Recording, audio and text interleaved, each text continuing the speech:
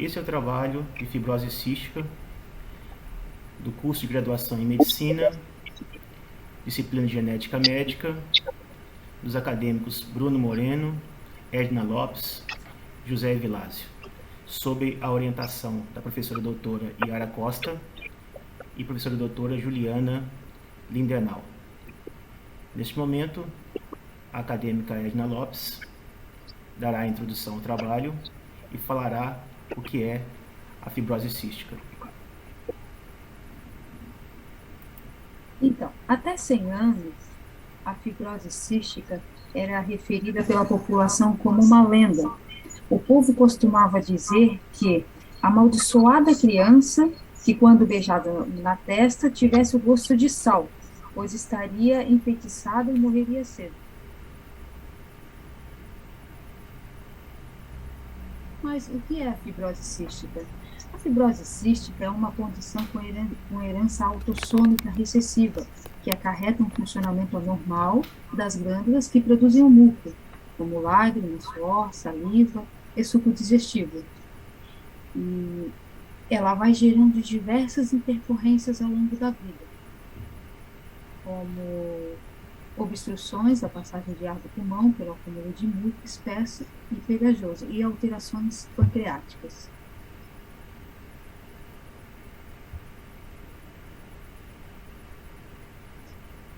A fibrose cística é uma doença crônica, mais comum em população branca de origem caucasiana. Ela é considerada rara em asiáticos e africanos, e a prevalência é de 1 para 2.000 até 1 para 5.000 caucasianos, nascidos na Europa. Nos Estados Unidos e no Canadá, já é de 1 para 15.000 negros americanos. Na Finlândia, de 1 para 40.000. A fibrose cística ela afeta cerca de 70.000 pessoas em todo o mundo, com uma prevalência estimada de 1 para cada 2.800 a 3.500 nascidos vivos. No Brasil, existem quase 2.700 brasileiros com fibrose cística. Possui a incidência de 1 a cada 7.358 mil nascidos vivos com a doença. A doença ela tem predominância maior em homens, né? Aqui entre 10 a 15 anos. E ela é predominante mais no Sudeste, né? No primeiro lugar, depois no Sul, Nordeste, Norte e no Centro-Oeste. A seguir, vamos dar procedimentos aos procedimentos genéticos, com o acadêmico Bruno William. Falaremos agora a respeito dos aspectos genéticos da fibrose cística. Iniciaremos sob o olhar do tipo de herança dessa doença. Então, a fibrose cística é uma doença congênita, ou seja, o indivíduo nasce com ela, e é uma doença genética, ou seja, ela é herdada dos seus pais, com padrão de herança autossômico recessivo. A figura abaixo representa bem a questão do tipo de herança da fibrose cística. Próximo slide, por favor. Então, essa condição ela é recorrente de mutações no gene regulador de condutância transmembranar. Esse gene é conhecido pela sigla CFTR. Em 70% dos pacientes, a mutação observada é uma deleção de 3 pares de bases que resulta na perda da fenilalanina, na posição 508 da proteína CFTR. A figura abaixo representa bem o que foi dito. Próximo slide, por favor. Ainda sobre os aspectos genéticos, observamos que é uma doença cujo exemplo clínico é de um distúrbio monogênico autossômico recessivo. Então, a fibrose cística é uma desordem do transporte de íons epitelial causada pela deficiência do gene CFTR. Na figura abaixo, nós observamos também essa questão. Próximo slide, por favor. Agora, trazendo um olhar a respeito da localização e estrutura do gene em questão, da fibrose cística, observa-se que o gene em tela ele está situado no braço longo do cromossomo 7, na região 7q31.2. E o gene CFTR é composto por 27 exons e cerca de 190 mil pares de base. Então, na figura abaixo, nós observamos o gene CFTR com seus respectivos exons e respectivos introns. Próximo slide, por favor, Edna. Aqui nós observamos uma base molecular, uma visão mais bioquímica do gene. Então, nós observamos aqui uma alteração no canal de cloro, observamos uma proteína ausente, observamos um momento onde há um processamento alterado e também um outro momento onde há uma regulação deficiente. Próximo slide, por favor. E ainda falando, né, sobre o ponto de vista do aspecto genético, verifica-se que há um importante aumento das concentrações de sódio e cloro no suor. Isso vai resultar num transporte anormal de eletrólitos através das membranas epiteliais apicais. Então, dentro das mutações, nós vamos ter classes que vão de 1 a 4. A classe 1, a mutação de classe 1, é um cenário onde há uma proteína ausente. A mutação de classe 2 é um cenário onde há um defeito de processamento da proteína. E a mutação de classe 3, já temos um outro momento onde há uma regulação defeituosa. E a mutação de classe 4 é um cenário onde observamos uma alteração de canal de cloro. Então, a primeira mutação identificada foi exatamente a deleção, como foi dito antes, de uma fenilalanina na posição 508, na primeira dobra de ligação de adenosina trifosfato. E com isso nós observamos que 70% dos alelos alterados em populações eurodescendentes têm exatamente esta deleção. Próximo slide, por favor. Aqui a figura representa especificamente a mutação envolvendo o canal de cloro. E observamos então uma heterogeneidade alélica, onde fenótipos idênticos ou similares podem ser causados por alelos diferentes. Próximo slide, por favor. Então, nesse momento, nós vamos falar sobre a proteína CFTR normal, na sua condição fisiológica. Essa proteína, ela ajuda a manter o equilíbrio hídrico. E esse equilíbrio, ele é necessário para manter o muco, que protege nossas vias aéreas e o trato digestivo, e mantém ele fino e hidratado. Isso garante que órgãos como pulmões, pâncreas, fígado e intestinos funcionem normalmente. Então, na figura abaixo, observamos a proteína CFTR em uma célula normal, funcionando de uma maneira correta, de uma forma fisiológica. Próximo slide, por favor. Em contrapartida, por outro lado, nós temos o cenário que a proteína CFTR se apresenta de forma defeituosa. E esse cenário vai acarretar na doença em questão, que está sendo tratada nesse seminário, que é a fibrose cística. Então, as pessoas, os indivíduos com fibrose cística, têm proteínas CFTR que não funcionam corretamente. Como que isso se dá?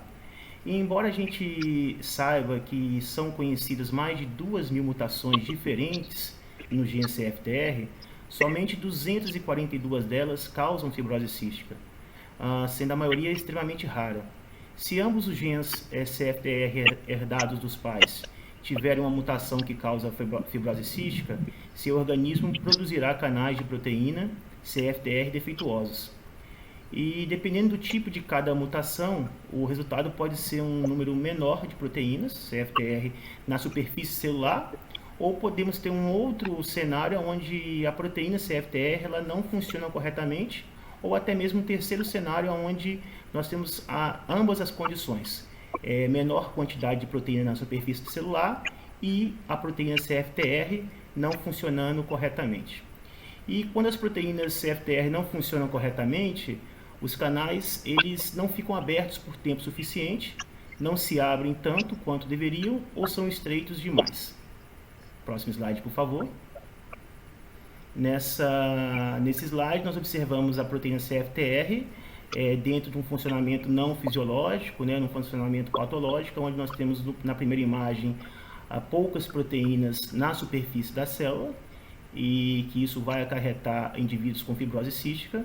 E na segunda imagem nós observamos uma CFTR, uma proteína CFTR funcionando de forma errônea, que também vai acarretar um indivíduo com fibrose cística. Agora, o acadêmico José Vilásio dará prosseguimento à explicação do trabalho, trazendo os aspectos clínicos, sintomas, tratamento da fibrose cística e, por fim, o relato de caso. Nesse slide, vocês podem observar, né, que a fibrose cística, ela pode afetar alguns sistemas do nosso corpo, como, por exemplo, o sistema respiratório, né, onde e lá acontece o quê? O tampamento das vias aéreas. E aí pode causar, né, no portador, sinusite, tosse crônica. Também pode afetar o sistema digestório, tá? E aí, por que no sistema digestório? E o que causa no sistema digestório, né? A má formação, né, aí das substâncias, né? Não produz as enzimas procreáticas de forma, né, correta. E também ataca o sistema reprodutor, né, do portador. Em algumas mulheres, nas mulheres, o que vai acontecer? Fertilidade, as mulheres não vão conseguir engravidar, e nos homens pode chegar até 98%, né, de ser infértil, esses sonhos. Embora, né, eles tenham desempenho sexual, mas os seus espermatozoides são infectos, né? E também as glândulas sudoríparas, tá? E lá vai acontecer o quê? O que acontece, né? Produção do suor, né, salgado. Vocês também podem observar na imagem que apresenta a forma clássica. E o que seria essa forma clássica, né? Temos como ideia dessa forma clássica lá no início da vida, né? Que tem algumas manifestações, como sinusite, bronquite frequente, grave. A forma não clássica. Essa forma não clássica, a doença ela apresenta aí, né, a partir dos seus 7 anos, né, de vida, ou ao longo. Próximo slide, por favor. Como já foi falado, né, só para vocês terem ideia, a fibrose ela tem diversas, né, manifestações, né, e apresentações, né, nos portadores. Como aí vocês podem ver, manifestações de gravidade variam entre cada paciente e as fases da vida. Quando eu falei no slide anterior sobre aquela fase, começou na forma clássica, os primeiros anos de vida, e na forma não clássica, aí, quando a pessoa, a criança, já tem aí seus 7 anos, né? E também os adultos. Próximo slide, por favor. E como é feito o diagnóstico? Como eu vou diagnosticar a fibrose cística? Diagnóstico pré-natal. Então, quando tem, né, na família um histórico familiar, tá? É recomendado que seja feito o teste, né? E onde é retirado o líquido amniótico para fazer, né, o teste, né? E isso pode ser feito a partir da 15ª semana a 18ª semana. O diagnóstico neonatal, quando é feito? Nessa triagem é feita quando a criança nasce, que aí é feito o famoso teste do pezinho, não só para identificar, né, a fibrose cística, mas outras doenças. E o diagnóstico posterior, né, é feito o teste do suor para identificar se tem um suor salgado, tá? Também o diagnóstico terapêutico, que são as avaliações que são feitas, avaliação pancreática, avaliação funcional do pulmão, tá? A avaliação microbiológica do escarro e assim por diante. Próximo slide, por favor. O tratamento do SUS, né? O SUS, né, tem uma portaria 199, que o SUS ele deve o quê? Contribuir para a melhoria da qualidade de vida de portadores de doenças raras, ou seja, ele tem que fornecer esse tratamento para essas doenças raras. Essas doenças raras geralmente aí não são, né, curáveis. as demandas devem ser direcionadas para a Secretaria do Estado da Saúde. Quando a gente fala dessas demandas que devem ser destinadas, geralmente a gente se vê para aqueles municípios onde existe, né, vários, né, onde tem um caso, depois é diagnosticado outro caso, então, que mande essa demanda, ela seja enviada aí para o Estado, para que o Estado, vamos dizer assim, né, tenha um estudo mais profundo, né, em relação àquele local. E como é feito? O SUS também, né, ele tem como obrigatoriedade essa abordagem multidisciplinar, né, ou seja, para fazer essa avaliação com as pessoas, né, que estão suspeitas. Como que é identificado? Aí tem o médico, especialista, fisioterapeuta, nutricionistas, psicólogo. Então, são pessoas aí, são especialistas, né, essa equipe, né, são especialistas que devem fazer o acompanhamento dessas pessoas que são diagnosticadas. Ou seja, embora essa doença ela não tem cura, mas se for fornecido um tratamento adequado, né, pode prolongar a vida aí, né, dessas pessoas, e essas pessoas podem viver aí, né, com uma qualidade de vida ok. Como eu já falei, o SUS aí tem até nessa imagem, vocês podem observar, o SUS oferece tratamento integral para a fibrose cística, fornecimento de medicamento, fisioterapia respiratória, acompanhamento médico regular, né, utilização de enzimas pancreáticas, né, e outros, entre outros. Próximo slide, por favor.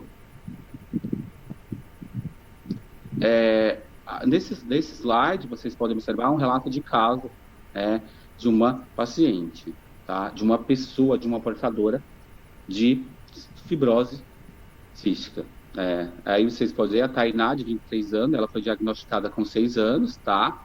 E aí passou-se, foi diagnosticada, mas teve todo o tratamento, o SUS forneceu o tratamento, mas em meados de 2017, né, o que aconteceu? Ela acabou, né, tendo algumas complicações e em 2019 ela faleceu. Próximo slide. Nesses slides são as referências onde foi retirado os nossos tópicos apresentados para vocês. Então é isso. Muito obrigado. Nós, do grupo de fibrose cística, queremos agradecer à professora Yara, à professora Juliana e a todos os colegas da segunda fase do curso de Medicina da Universidade Federal de Santa Catarina. Obrigado a todos